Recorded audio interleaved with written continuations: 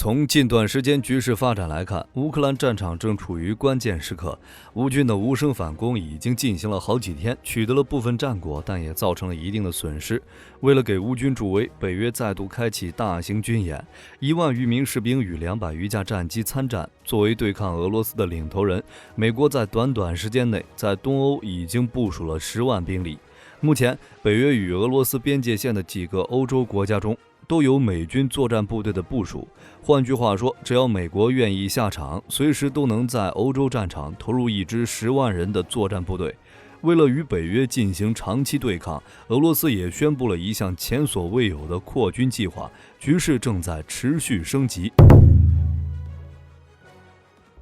在5月底，俄罗斯自由军团攻入俄本土的别尔哥罗德州，似乎宣告了反攻的开始。在此之后，自由军团与志愿军逐渐增加进攻俄本土的力度，迫使莫斯科从前线和国内抽调一定兵力，但总体来说是杯水车薪。进入6月份后，乌军开始出动大量无人机，利用远程重型火力持续打击俄本土目标，包括别尔哥罗德州首府别尔哥罗德市。在远程打击的协助下，自由军团开始控制别尔哥罗德州的部分地区，但如今的俄罗斯难以抽调大量兵力进行防御，因为自由军团和志愿军的主力还没有出动，正在等待合适时机从其他地方进攻俄本土，比如梁斯克州，又或者是库尔斯克州，甚至有可能利用俄罗斯后方空虚直接进攻内部城市。同时，自由军团还为想要离开俄罗斯进入乌克兰的居民开启绿色通道。所以在火力军看来，乌军反攻行动在5月份就已经开始了。在5月中旬，乌军开始利用远程火力攻击布良斯克多架战机和直升机，同时空袭库尔斯克等目标。5月下旬，自由军团与志愿军开始行动，进攻俄本土的别尔哥罗德州，并逐渐增加力度与幅度。随着自由军团与志愿军在俄本土拉开战局，乌军也在整个俄乌控制线上进行多点反攻行动。乌军利用大量无人机与远程火力，大规模攻击别尔哥罗德州等地区。从6月4日开始，乌军在顿巴斯前线的多个地区发动大规模进攻，同时也对俄后方与克里米亚目标进行攻击。俄罗斯媒体报道，俄军曾在24小时内多次阻挡乌军在第聂伯河强行登陆的行动。对于俄罗斯来说，相较于乌克兰战场上的局势，俄本土战火威胁更大更深，因为自由军团与志愿军在俄本土的作战令俄罗斯防不胜防，再加上俄罗斯本土到处都是反战力量，这些反战力量正在等待时机，只需要自由军团点上一把火，就能直接蔓延整个俄罗斯。而对于俄罗斯来说，除了本土困境，还有一个地方就是德佐地区。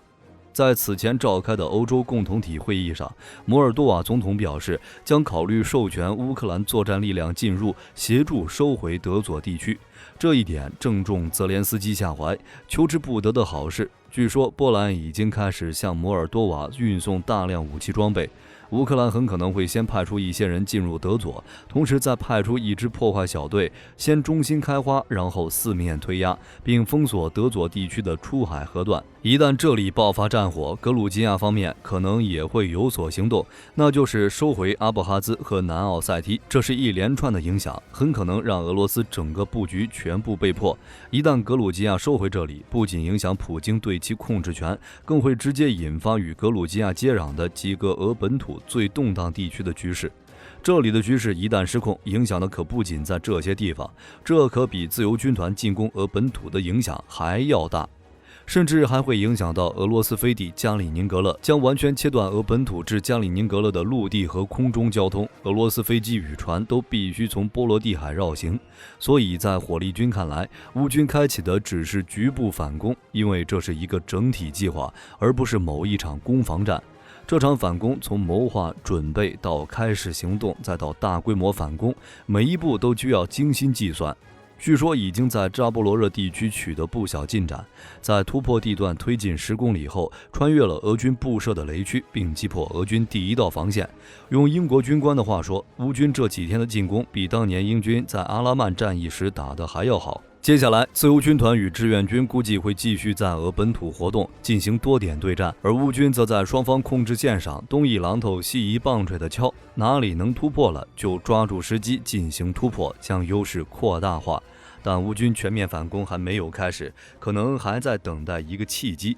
比如 F-16、F-18以及幻象2000战机的到来，帮助乌军获得制空权，就能将俄军对地打击和炮兵袭击压缩到50%。这对前线俄军来说将是致命性的后果。当然，若是自由军团能在俄本土取得重大战果，相信乌克兰也不会放过机会的。万一真能包围莫斯科呢？与此同时，为了响应乌军反攻，北约也要开始一场最大规模的空中军事演习，或许能帮助乌军牵制不少俄空天军的空中力量。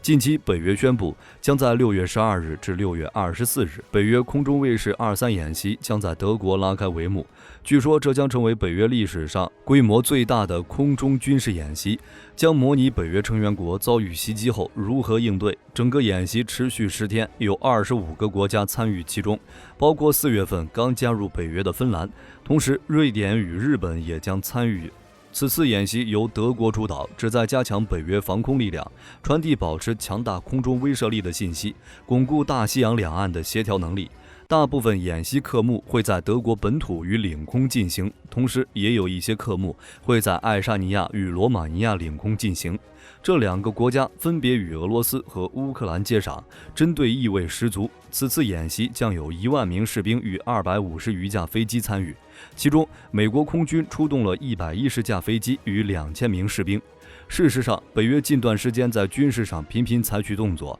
已经短时间内举行了多次军演。此前还透露出一份防御俄罗斯的箱子作战计划，这是冷战之后北约首次做出这样的决定。要知道，在俄乌局势的影响下，北约获得了很大的前沿优势，将势力范围向北拓展了1340公里，从南到北形成了一种与俄罗斯划线而治的战略局势。只要北约与俄罗斯发生任何一点摩擦，就可以利用这些国家对俄罗斯进行监控、施压，甚至是全线开战。在这种情况下，美国也一直在加强欧洲兵力部署。在过去的2个月时间内，美国已经通过各种方式在东欧地区部署了6万余人的作战部队，在西欧地区的美军规模也超过了4万人。在俄罗斯与北约边界的几个国家都有美国作战部队的部署，并且还会进行轮流调换、交叉部署。换句话说，只要乌克兰战场需要，美国能立即出动一支10万以上的作战力量，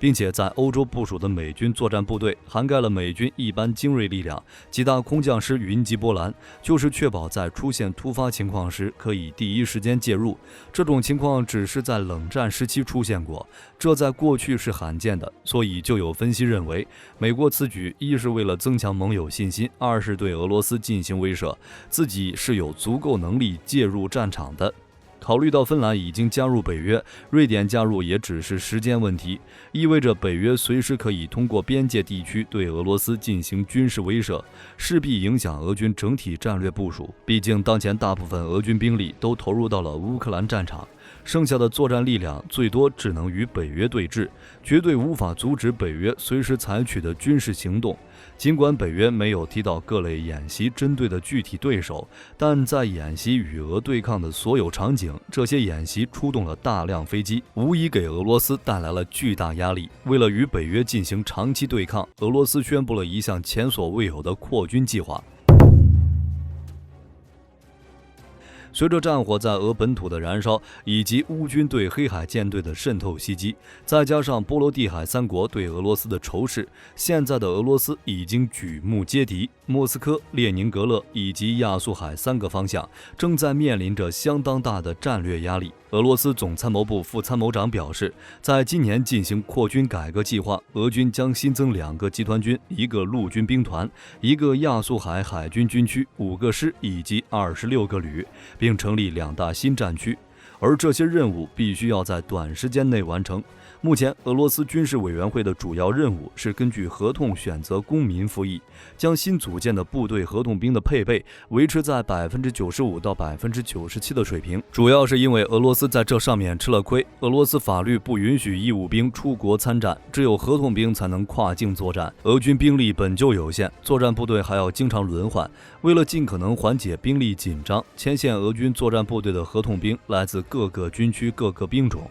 平时并不在一起训训练，到了战场上一打几仗就缺乏默契。如今俄罗斯选择将合同兵集中到一支或几支队伍中，一来能提高战斗力，二来也能随时调动。除此之外，俄罗斯在部分动员期间已经组建了近300个部队和师团。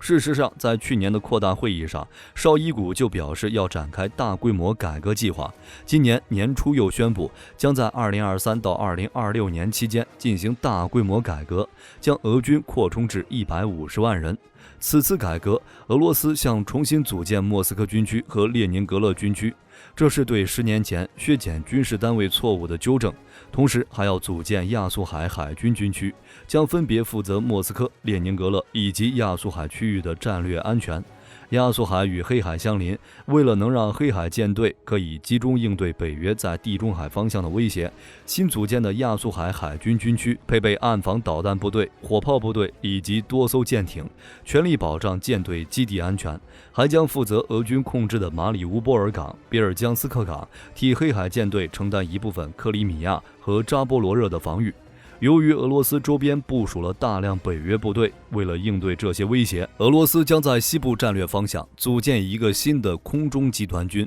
不过，在组建新的空军和防空兵集团军时，首先要组建用于掩护战略区的突击歼击师。这样的集团军需要数个航空兵团，每个航空兵团配备20到30架飞机，包括轰炸机、战斗机、运输机以及直升机。这对俄罗斯来说是一个庞大的任务，如果重新培养飞行人员，短时间内难以完成任务，所以俄罗斯决定将从参战的飞行员中进行选拔。另外，还将部署装备 S-300、S-400 导弹的防空部队，装备新型装备的电子战部队。去年，俄罗斯还宣布将在西部卡累利组建一支新的野战军，包括2个空降师与3个摩步旅。俄罗斯希望能以3个军区为支点，保护重点城市和周边地区的安全。显然，俄军此次扩军计划目标不仅仅是乌克兰，还瞄准了随时恶化的国际形势，也就是北约可能会带来的长期压力。毕竟，俄罗斯周边除了乌克兰、白俄以及瑞典，